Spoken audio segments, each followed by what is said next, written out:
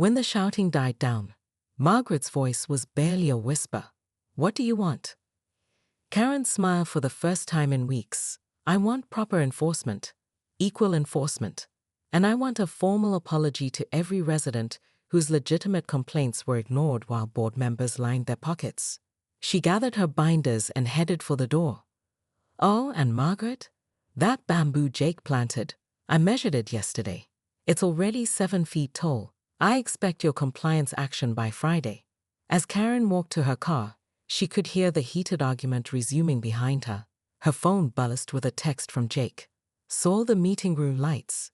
Everything okay over there?" Karen paused, looking back at the community center where her neighborhood's power structure was reshaping itself. Tomorrow would bring new challenges, new violations to investigate, new battles to fight. But tonight, she'd won something more valuable than any regulation victory. She'd won the truth. "Everything's perfect," she texted back. Finally, Karen Whitmore was measuring her neighbor's garden gnome with a ruler at 6:47 a.m. when the police cruiser pulled up. She didn't even look up from her clipboard as Officer Martinez approached, his boots crunching on the frost-covered grass. "Ma'am, we got a call about someone trespassing. 18 inches, Karen announced triumphantly, clicking her pen. The HOA covenant clearly states 14 inches maximum for decorative lawn ornaments. This is a violation. Officer Martinez blinked. "You called the police on a garden gnome?" "I called the police on a property crime," Karen corrected, adjusting her reading glasses. "That gnome is 4 inches into illegality." But that was just Tuesday. Wednesday brought the sprinkler incident. Karen had installed motion sensor sprinklers along her property line, ostensibly to water her prize-winning roses, but positioned with military precision to soak anyone who dared step foot on her side of the boundary.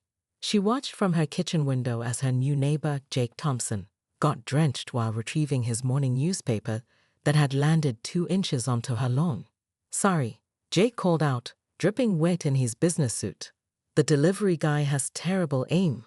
Karen opened her window just a crack. "Perhaps you should speak to your newspaper company about respecting property boundaries, Mr. Thompson." By Friday, the gloves were off entirely. That's when Karen discovered Jake had planted bamboo along the back fence. Fast-growing bamboo that would eventually block her view of the community pond, her primary source of neighborhood surveillance. She marched over to his front door, HOA rulebook tucked under her arm like a battle shield.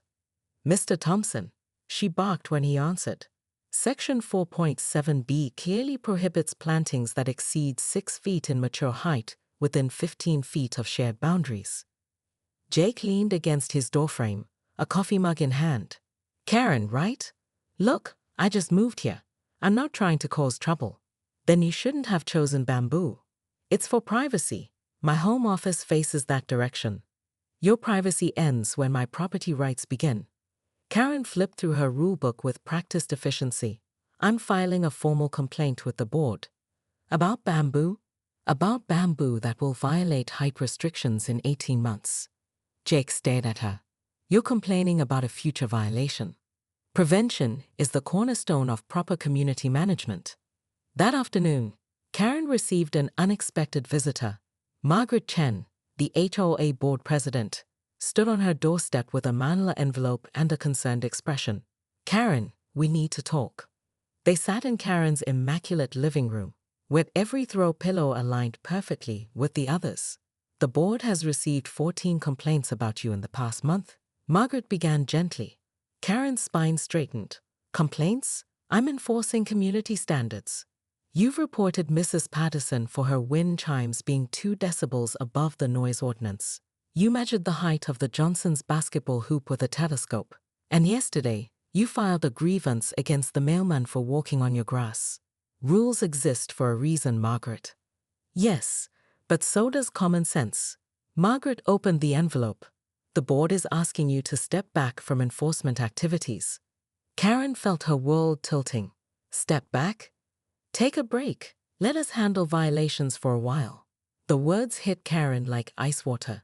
She'd spent 3 years building her reputation as the neighborhood's guardian of order. Her violation reports were legendary in their thoroughness. Her property inspections were feared and respected. "Are you Suspending me. Margaret's silence was answer enough. That night, Karen stood at her bedroom window, watching Jake work in his backyard by floodlight, planting more bamboo. In the darkness, she made a decision that would change everything. If the board wanted to play politics, she'd show them what real enforcement looked like. Karen's transformation began at 3 a.m. with a hardware store shopping list, night vision binoculars, a decibel meter, a professional-grade measuring tape, and a digital camera with a telephoto lens.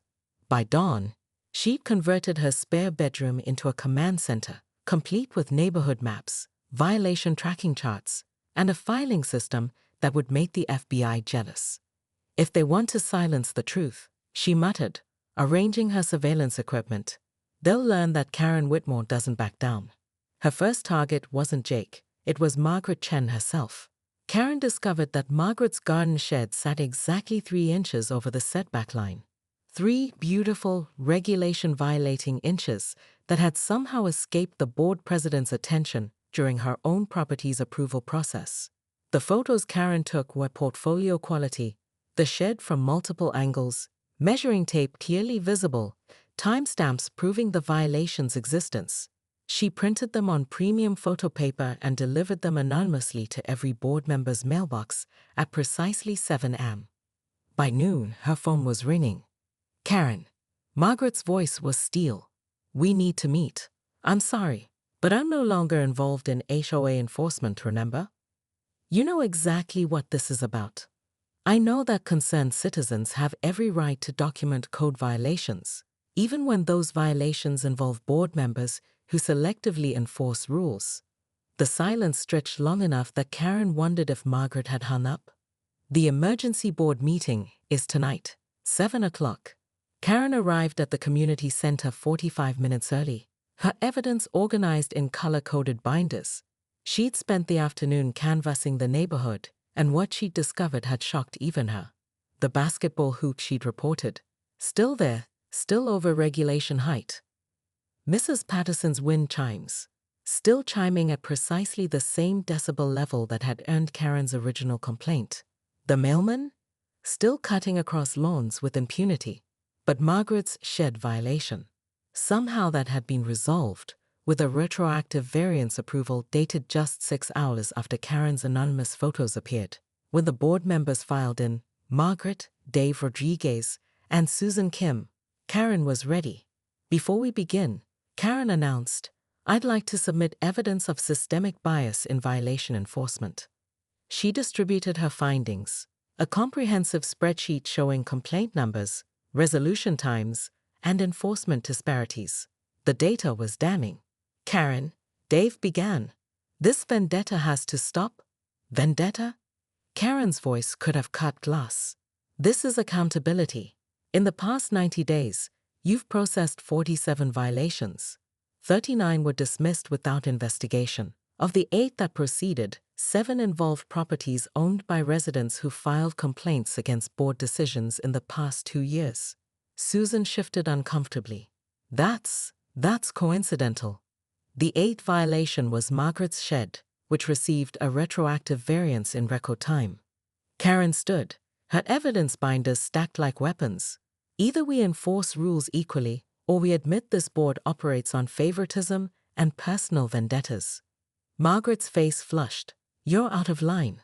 No, Margaret, you're out of excuses. Karen opened her final binder. Because I also discovered something interesting about the community pond you all love so much. The room went silent. The pond maintenance contract, the one that's been bleeding the HOA budget for 3 years. It's with Rodriguez Landscaping, Dave's brother's company. Dave's chair scraped as he stood. That's a legitimate business relationship. That's an undisclosed conflict of interest worth $40,000 annually. The meeting exploded into accusations, denials, and legal threats. Karen sat calmly in the center of the storm, watching 3 years of corrupt governance crumble around her.